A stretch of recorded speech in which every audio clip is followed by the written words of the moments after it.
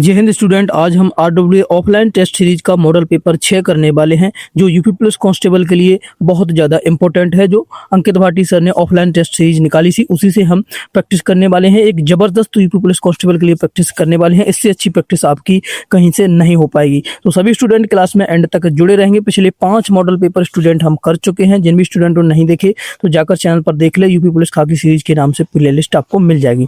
आज की क्लास में हम मॉडल पेपर 6 करने वाले हैं। तो चलिए शुरू करते हैं बिना टाइम वेस्ट के। तो चलिए सबसे पहले हिंदी से शुरुआत करते हैं। पहला प्रश्न हमें दिया गया है, खग जाने खग की भाषा इस लोकोक्ति का अर्थ क्या है। खग जाने खग की भाषा इस लोकोक्ति का अर्थ आपको बताना है। जिस भी प्रश्न का आपको उत्तर आता है कमेंट करेंगे क्वेश्चन नंबर के साथ में।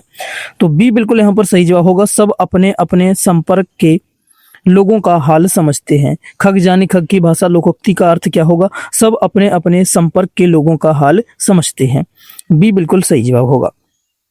नेक्स्ट है, क्षणभंगुर किस प्रकार का विशेषण है। क्षणभंगुर जो है एक किस प्रकार का विशेषण है। दशाबोधक, स्वादबोधक, कालबोधक या फिर गुणबोधक है। जल्दी से बताएंगे स्टूडेंट, क्षणभंगुर जो है किस प्रकार का विशेषण है। तो ये एक कालबोधक है। क्षण यानी क्षण भर में, ये एक क्षण की बात हो रही, तो यहाँ पर क्षणभंगुर तो ये काल की बात कर रहा है, समय की बात कर रहा है, तो यहाँ पर कालबोधक विशेषण हो जाएगा सही। सी बिल्कुल सही जवाब होगा। नेक्स्ट, इनमें से स्त्रीलिंग शब्द कौन सा है। इनमें से स्त्रीलिंग शब्द बताएंगे, संस्मरण, वाड्मय या फिर साहित्य, व्याख्या। तो स्त्रीलिंग शब्द इसमें से कौन सा है, जल्दी से बताएंगे कौन सा स्त्रीलिंग शब्द इसमें होगा।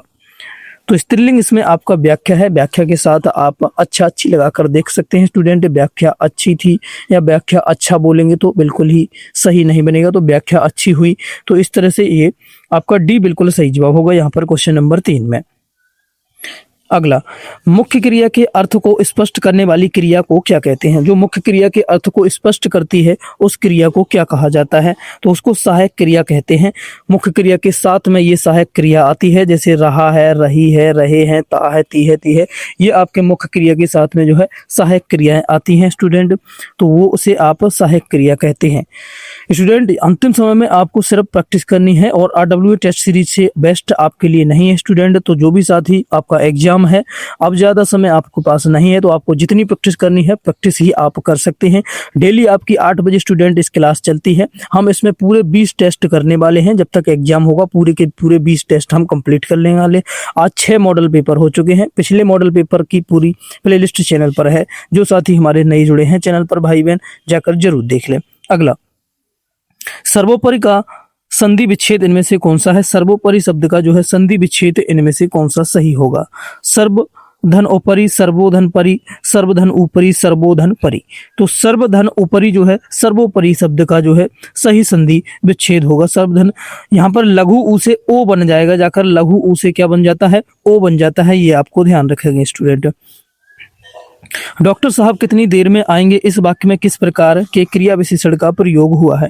डॉक्टर साहब कितनी देर में आएंगे इस वाक्य में किस प्रकार के क्रिया विशेषण का प्रयोग किया गया है। जल्दी से बताएंगे। कालवाचक, स्थानवाचक, रीतिवाचक या फिर परिमाणवाचक, किसका उपयोग इसमें हुआ है। तो यहाँ पर आपका कालवाचक क्रिया विशेषण का उपयोग होगा।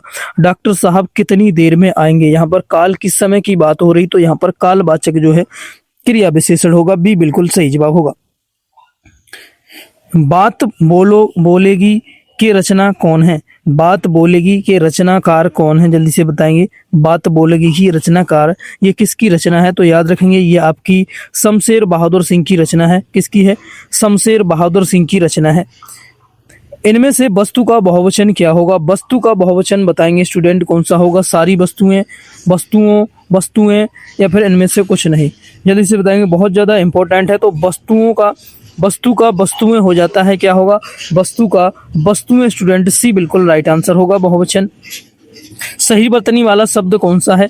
इनमें से सही बर्तनी वाला शब्द जल्दी से बताएंगे। समिति, समिति या समिति या फिर समिति। जल्दी से बताएंगे कौन सा सही बर्तनी वाला शब्द है। तो समिति जो है यहाँ पर एकदम सही बर्तनी वाला शब्द है। सी बिल्कुल सही जवाब होगा। जिस पर आक्रमण न किया गया हो, वाक्यांश के लिए एक सही शब्द बताएं कौन सा होगा। जिस पर आक्रमण न किया गया हो, तो जिस पर आक्रमण न किया गया हो उसे अनाक्रांत कहते हैं। क्या कहते हैं, अनाक्रांत कहते हैं। डी बिल्कुल सही जवाब होगा।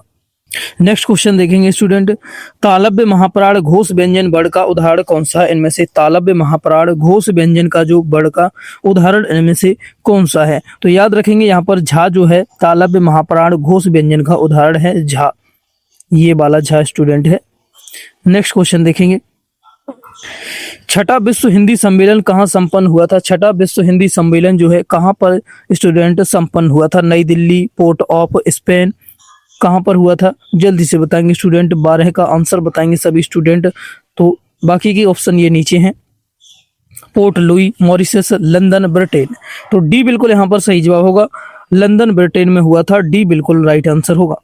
नेक्स्ट क्वेश्चन देखेंगे, किस कृति के लिए अमृतलाल नागर को साहित्य अकादमी पुरस्कार प्राप्त हुआ? किस कृति के लिए अमृतलाल नागर को साहित्य अकादमी पुरस्कार जो है प्राप्त हुआ था? जल्दी से बताएंगे। तो इसका राइट आंसर होगा आपका अमृत और विष के लिए। किसे? अमृत और विष के लिए अमृतलाल। देखिए इनके नाम में ही अमृत है, तो यहाँ आप इसको रिलेट कर लेंगे, इसको पहचानेंगे कभी भी मिलेगी।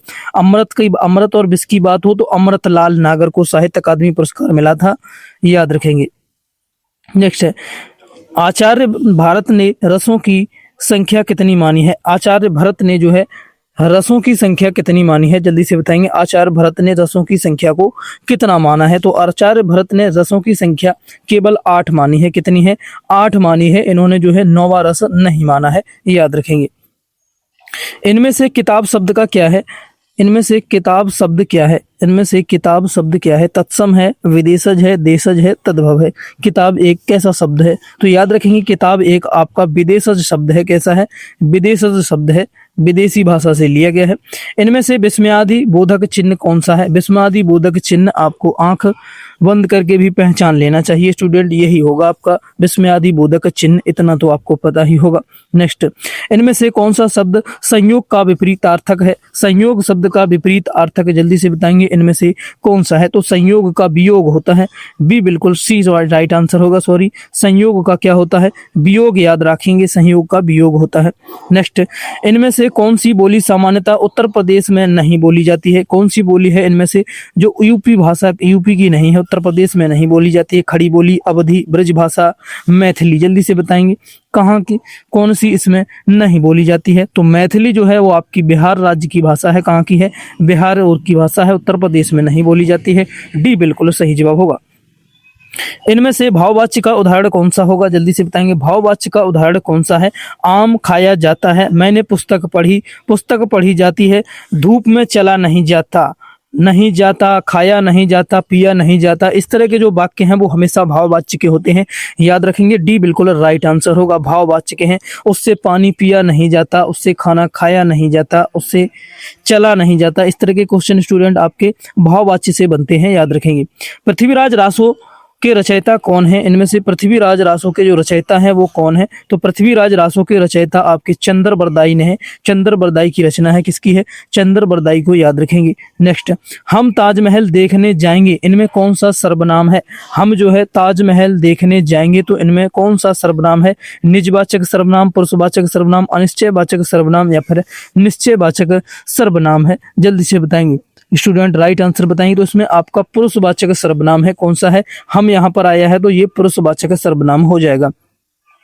इनमें से किस शब्द का प्रयोग हमेशा बहुवचन में होता है? कौन सा शब्द ऐसा है जिसका प्रयोग हमेशा बहुवचन में होता है? होठ, सूरज, पानी, सोना। जल्दी से बताएं किसका जो है बहुवचन हमेशा बहुवचन में ही प्रयोग होता है? तो यहाँ पर होठ जो है स्टूडेंट ये बहुवचन में ही प्रयोग होते हैं, हमेशा इनको होठ ही कहे जाएगा, बहुवचन में ही इसको प्रयोग किया जाता है, ए बिल्कुल सही जवाब होगा। इनमें से कौन सा शब्द घर का पर्यायवाची नहीं है? इनमें से घर का पर्यायवाची बताएंगे कौन सा नहीं है? निलय, निवास, प्रवास, गृह। जल्दी से बताएंगे कौन सा जो है घर का पर्यायवाची नहीं है? तो प्रवास जो है घर का पर्यायवाची नहीं है, बाकी के स्टूडेंट इसके पर्यायवाची है। निलय, निवास, गृह ये सभी घर के पर्यायवाची हैं। प्रवास जो है ये स्टूडेंट घर का पर्यायवाची नहीं है, याद रखेंगे। नेक्स्ट क्वेश्चन की ओर चलते हैं। 24, हरी घास पर क्षण भर कविता संग्रह के रचनाकार निम्नलिखित में से कौन है? हरी घास पर क्षण भर कविता संग्रह के रचनाकार कौन है? जल्दी से बताएंगे स्टूडेंट, कौन है हरी घास पर क्षण भर? शमशेर बहादुर सिंह, अज्ञे, केदारनाथ अग्रवाल या फिर रघुवीर सहाय कौन है इसके रचनाकार? जल्दी से बताएंगे स्टूडेंट 24 का। तो अज्ञेय की रचना है, किसकी है ये रचना? आपकी अज्ञेय जी की रचना है, ये याद रखेंगे। अज्ञेय की रचना है, किसकी रचना होगी ये स्टूडेंट? आपकी ये अज्ञेय की रचना है। नेक्स्ट क्वेश्चन पर चलते हैं स्टूडेंट 25। बतरस लाल रच लाल की मुरली धरी लुकाए, यह पंक्ति किसकी है? बतरस लालच लाल की मुरली धरी लुकाए, स्टूडेंट कौन से रस की इस पंक्ति में? यह पंक्ति जो है किसकी है? देव की है, मोतीराम की है, घनानंद या फिर बिहारी की है? जल्दी से बताइए किसकी पंक्ति है ये? तो यह पंक्ति आपकी बिहारी की है। किसकी है? बिहारी की है। डी बिल्कुल राइट आंसर है।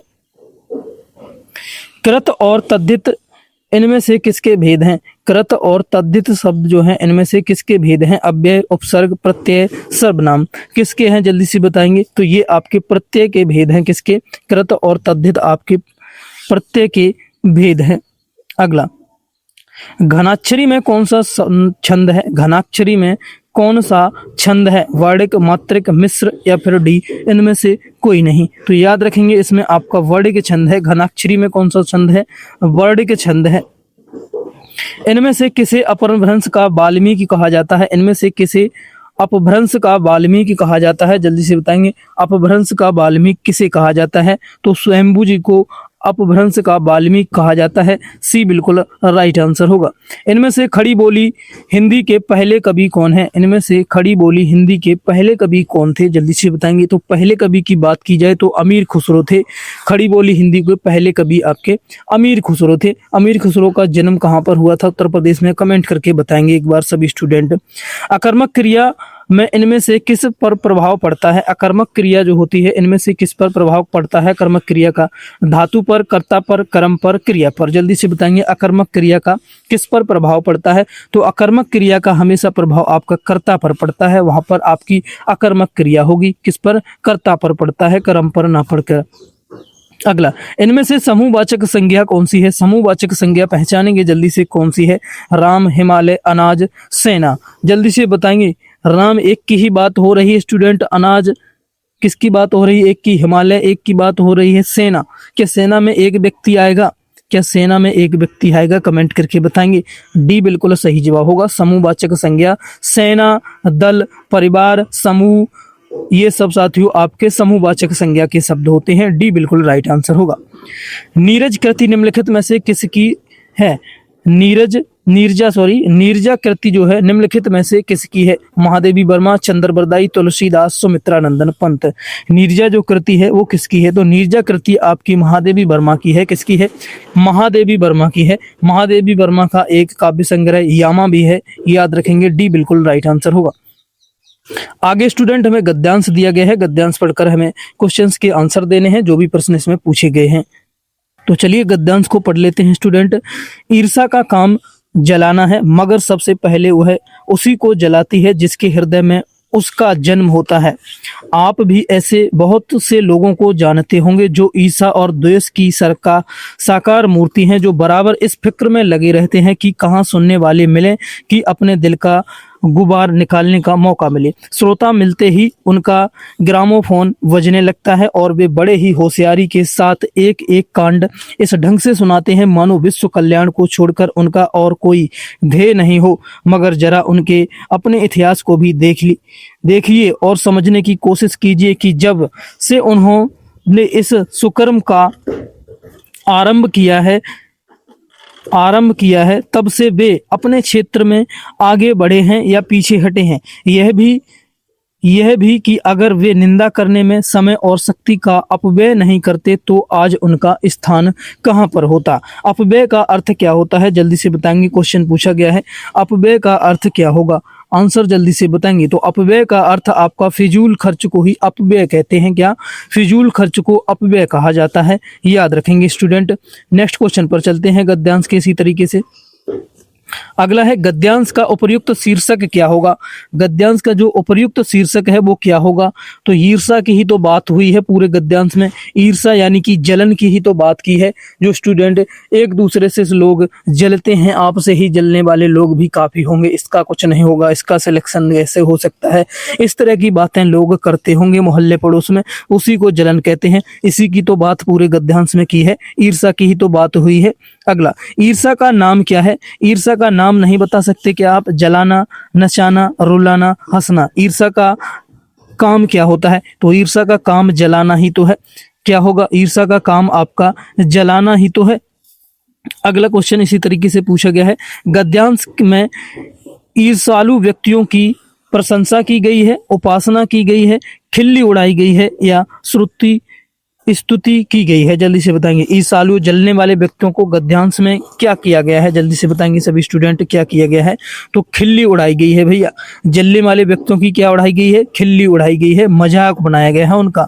तो आप भी किसी से जलते हैं तो मत जलिए, बराबरी करिए, मेहनत करिए, लेकिन किसी से जलन इस तरह का भाव अपने मन में नहीं रखिए। अगला, गद्यांश में प्रयुक्त ध्येय का क्या अर्थ है। गद्यांश में प्रयुक्त ध्येय का क्या अर्थ है। इच्छा, मूल्य, लक्ष्य, आदर्श। जल्दी से बताएंगे ध्येय का मुख्य क्या अर्थ है। तो ध्येय का जो मुख्य अर्थ है गद्यांश में लक्ष्य है। क्या है, लक्ष्य जो है मुख्य अर्थ है इसमें। यहाँ तक स्टूडेंट आपके हिंदी के 37 क्वेश्चंस कंप्लीट हो गए हैं। कमेंट करके बताएं आपके कितने क्वेश्चन का स्कोर आया है। हिंदी में 37 में से कितने क्वेश्चन आपने सही कर पाए हैं हिंदी का, यहाँ पर स्कोर कमेंट करेंगे। Overall score student GK GS के साथ है, अंत में कमेंट करेंगे। यहाँ से आपकी जीके जीएस शुरू हो रही है, अभी छोड़कर नहीं जाना है, आगे आपको प्रैक्टिस पूरी करके जानी है। जीके जीएस भी स्टूडेंट आपको देख कर जाना है। यहाँ पर आप कमेंट करके बता सकते हैं, नहीं तो ओवरऑल आप कमेंट लास्ट में बताएंगे। तो चलिए देखते हैं। अगला प्रश्न है, संविधान सभा के वित्त एवं कर्मचारी समिति के अध्यक्ष कौन थे। संविधान सभा के वित्त एवं कर्मचारी समिति के अध्यक्ष की बात की जाए स्टूडेंट तो याद रखेंगे कौन थे।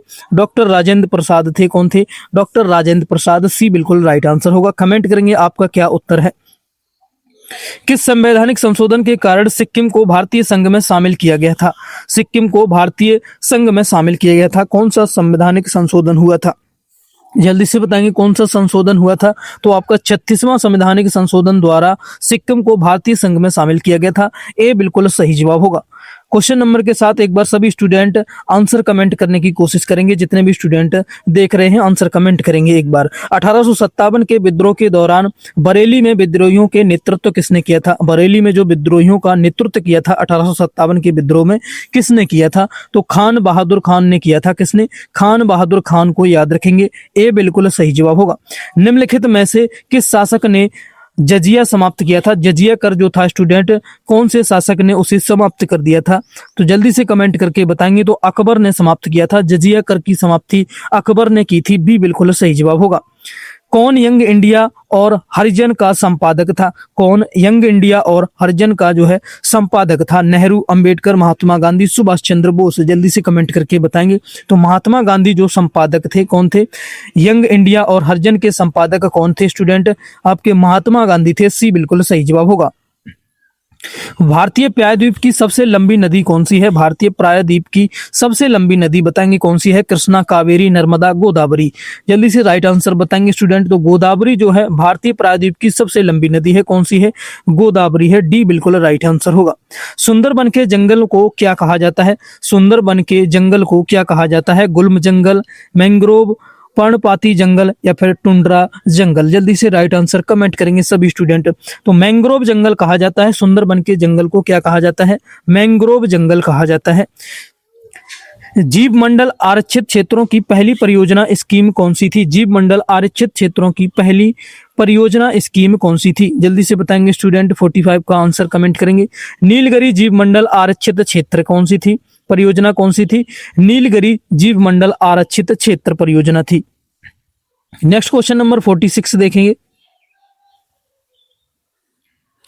निम्नलिखित में से जीएसटी के ब्रांड एम्बेसडर के रूप में कौन चुना गया था? जीएसटी का ब्रांड एम्बेसडर जल्दी से बताएंगे किसको चुना गया था? अमिताभ बच्चन, सुनील शेट्टी, अक्षय कुमार, शिल्पा शेट्टी। जल्दी से बताएंगे जीएसटी का ब्रांड एम्बेसडर अमिताभ बच्चन को चुना गया था। ए बिल्कुल राइट आंसर होगा, किसे? अमिताभ बच्चन। 47 तक पहुंच गए हैं स्टूडेंट हम। किस भारतीय पंचवर्षीय योजना ने भारी उद्योगों पर विशेष बल दिया था? किस पंचवर्षीय योजना ने भारी उद्योगों पर विशेष बल दिया था? पंचवर्षीय का एक क्वेश्चन स्टूडेंट देखने को आप मिलेगा। एक बार सभी पंचवर्षीय योजनाओं पर आप नजर जरूर मान लेंगे। हम एक वीडियो लाएंगे जिसमें सभी पंचवर्षीय योजनाएं आपको करवा देंगे। द्वितीय पंचवर्षीय योजना ने भारी उद्योगों पर विशेष बल दिया था, किसने? द्वितीय पंचवर्षीय योजना थी। बी बिल्कुल सही जवाब होगा। उत्तर प्रदेश का कौन सा जिला इत्र और सुगंधित तेल के लिए प्रसिद्ध है, जिसे इत्र नगरी कहा जाता है? जल्दी से बताएंगे उत्तर प्रदेश में इत्र नगरी किसे कहा जाता है? ये तो सभी को पता होगा, कन्नौज को कहा जाता है भैया। किसको? कन्नौज को। ए बिल्कुल राइट आंसर होगा।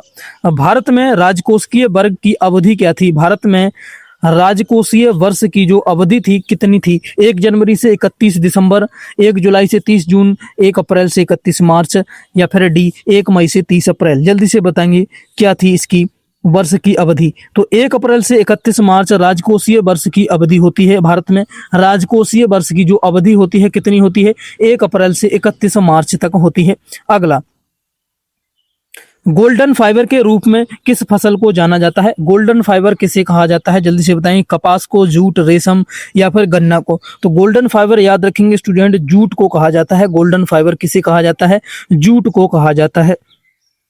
हड्डियों और दांतों के निर्माण के लिए मुख्य रूप से क्या आवश्यक है? हड्डियों और दांतों के निर्माण के लिए मुख्य रूप से क्या आवश्यक होता है? सोडियम और पोटेशियम, आयरन और जिंक, कैल्शियम और फास्फोरस, मैग्नीशियम और सल्फर। जल्दी से बताएंगे क्या साथियों मुख्य रूप से क्या आवश्यक होता है हड्डियों और दांतों के निर्माण के लिए? तो कैल्शियम और फास्फोरस जो है आवश्यक होता है। क्या है?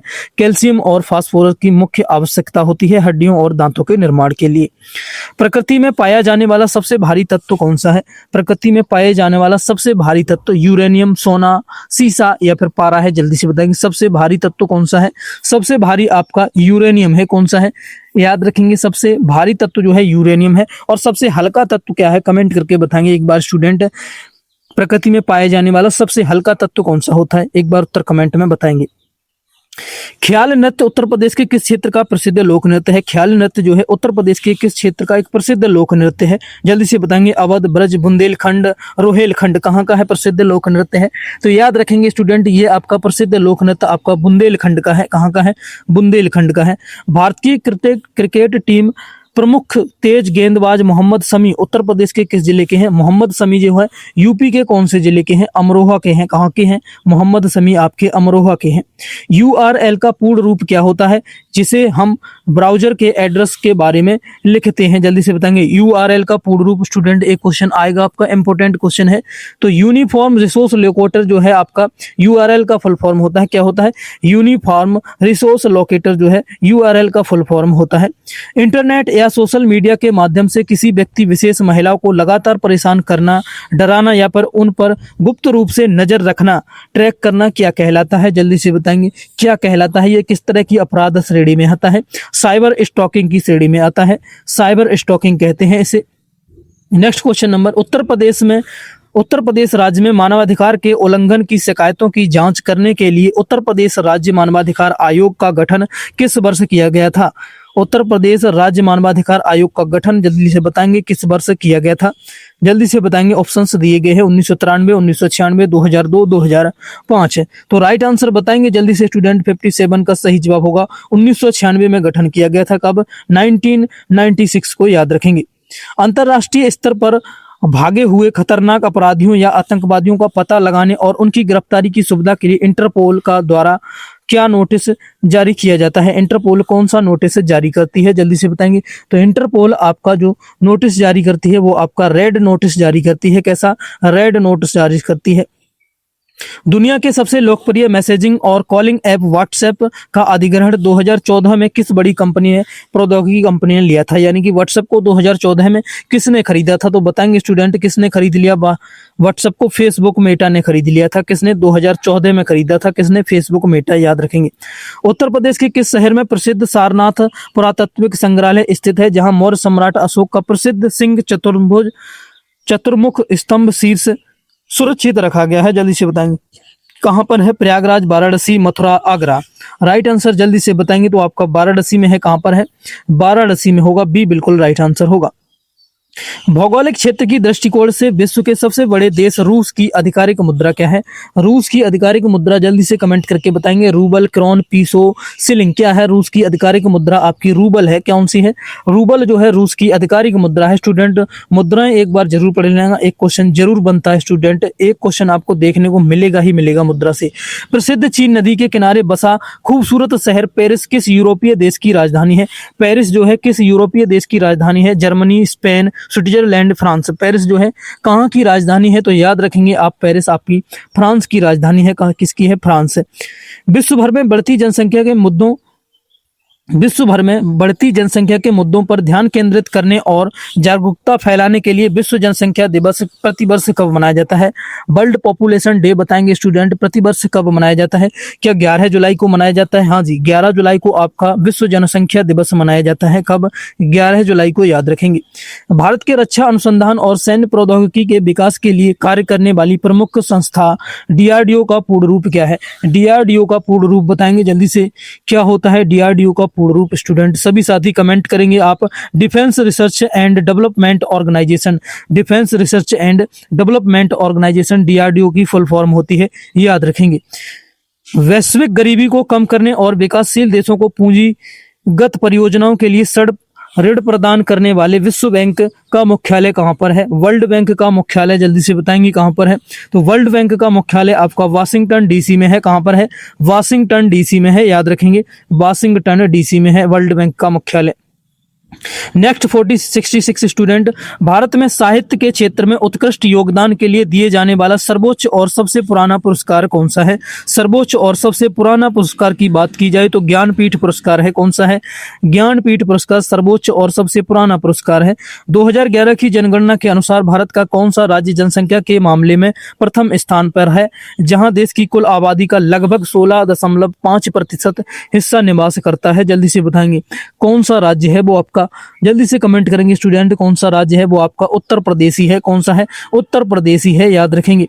भारत में अवैध शिकार को रोकने और वन्यजीवों, पक्षियों तथा पौधों को कानूनी संरक्षण प्रदान करने के लिए वन्यजीव अधिनियम किस वर्ष लागू हुआ था? वाइल्ड लाइफ प्रोटेक्शन एक्ट जो है कौन से वर्ष में लागू हुआ था? तो ये आपका 1972 में हुआ था। कब? 1972 को, याद रखेंगे। 1972 में हुआ था स्टूडेंट। कब? 1972 में हुआ था।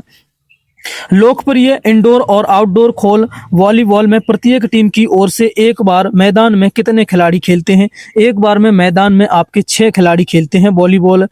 वॉलीबॉल में प्रत्येक टीम में एक बार में 6 खिलाड़ी को, याद रखेंगे स्टूडेंट। बेहतर पुलिसिंग और कानून व्यवस्था के लिए उत्तर प्रदेश किन 2 शहरों में सबसे पहले पुलिस आयुक्तालय प्रणाली लागू की गई थी? जल्दी से बताएंगे। बेहतर पुलिसिंग के लिए किन 2 शहरों में पुलिस आयुक्तालय प्रणाली लागू की गई थी? तो याद रखेंगे स्टूडेंट, वो आपकी लखनऊ और गौतम बुद्ध नगर में की गई थी। कहां पर? लखनऊ और गौतम बुद्ध नगर। उत्तर प्रदेश सरकार द्वारा महिलाओं और लड़कियों को सशक्त बनाने तथा उन्हें साइबर अपराध और फोन पर छेड़छाड़ से बचने के लिए शुरू की गई वीमेन पावर लाइफ का टोल फ्री नंबर क्या है? वुमेन पावर लाइफ का जो है स्टूडेंट टोल फ्री नंबर क्या है? तो जल्दी से कमेंट करेंगे। टोल फ्री नंबर आपका 1090 है। कौन सा है? 1090 स्टूडेंट, याद रखेंगे 1090 है। 72 की तरफ पहुंच चुके हैं स्टूडेंट हम। प्रसिद्ध डिस्टोपियन उपन्यास 1984 किसके द्वारा लिखा गया था? जल्दी से बताएंगे। डिस्टोपियन जो उपन्यास है किसके द्वारा लिखा गया था? तो ये आपका जॉर्ज ऑरवेल के द्वारा लिखा गया था। किसके? जॉर्ज ऑरवेल के द्वारा लिखा गया था, याद रखेंगे। जनवरी 2026 में किस यूरोपीय देश ने आधिकारिक तौर पर अपनी मुद्रा लेब को छोड़कर यूरो को अपनाया है? कौन से देश ने लेब मुद्रा को छोड़कर यूरो को अपना लिया है? तो याद रखेंगे आपका बुल्गारिया ने अपनाया है। किसने? बुल्गारिया ने लेव को छोड़कर यूरो मुद्रा अपनाई है। अगला स्टूडेंट 74, फरवरी 2026 में संपन्न हुए ICC पुरुष T20 विश्व कप 2026 का खिताब किसने जीता था? 2026 का जो खिताब है कौन से देश ने जीता था? जल्दी से स्टूडेंट कमेंट करेंगे। इसके ऑप्शंस नीचे दिए गए हैं। कौन से देश ने जीता है स्टूडेंट? राइट आंसर जल्दी से कमेंट करेंगे। कौन से देश ने जीता? दक्षिण अफ्रीका। किसने जीता है? तो इसका खिताब आपका स्टूडेंट आपका बैंक किसने जीता है? जल्दी से बताएंगे। इसका खिताब जो है स्टूडेंट किसने जीता है? राइट आंसर बताएंगे 74 का राइट आंसर स्टूडेंट किसने जीता है? भारत ने जीता था। किसने? भारत को याद रखेंगे। अगला क्वेश्चन नंबर 75 स्टूडेंट, विश्व सामाजिक सुरक्षा फोरम 2025 कहां पर आयोजित हुआ था? इस प्रश्न का जवाब स्टूडेंट कमेंट करके आप लोग बताएंगे। और अब तक ओवरऑल स्टूडेंट कितना आपका स्कोर बना है? एचडब्ल्यू का प्रश्न है स्टूडेंट। डेली क्लास चलती है रोज रात 8 बजे। जो भी साथी चैनल से नए जुड़े हैं, यूपी पुलिस खाकी सीरीज से नाम से स्टूडेंट प्लेलिस्ट, तो इस प्रश्न का स्टूडेंट उत्तर आप कमेंट करके बताएंगे। एचडब्ल्यू का क्वेश्चन है स्टूडेंट, और कमेंट करेंगे ओवरऑल 75 में से आपका कितना स्कोर सही बन रहा है। कमेंट करके जरूर बताना स्टूडेंट कितने क्वेश्चंस आपके सही बने स्टूडेंट, और इस प्रश्न का उत्तर आप लोग कमेंट करके जरूर बताएंगे। साथियों, इसकी जो फ्री पीडीएफ आपको हमारे टेलीग्राम चैनल पर मिल जाती है। जितने भी मॉडल पेपर हम करा रहे हैं सभी की पीडीएफ फ्री में बिल्कुल हमारे टेलीग्राम चैनल पर मिल रही है। जिन भी साथियों ने नहीं ज्वाइन किया है, लिंक वीडियो के डिस्क्रिप्शन में मिल जाएगा, जाकर आज ही ज्वाइन जरूर कर लें। और साथियों, एक अपनी बेहतर तैयारी करते रहें। जिन भी स्टूडेंटों ने पिछले स्टूडेंट 5 मॉडल पेपर को कंप्लीट नहीं किया है, जरूर कंप्लीट कर लेना। चाहे आप 2x स्पीड में जरूर देखना। आपको यूपी पुलिस खाकी सीरीज के नाम से पूरी प्लेलिस्ट मिल जाएगी चैनल पर। अभी जाकर जिन भी साथियों ने नहीं देखी है, जाकर जरूर देखें। और कल स्टूडेंट आपका मॉडल पेपर 7 होने वाला है। जो भी साथी नए जुड़े हैं तो चैनल को सब्सक्राइब करके बेल आइकन को ऑन कर लें। जैसे ही मॉडल पेपर 7 कल आएगा स्टूडेंट, तुरंत आपको नोटिफिकेशन चला जाएगा।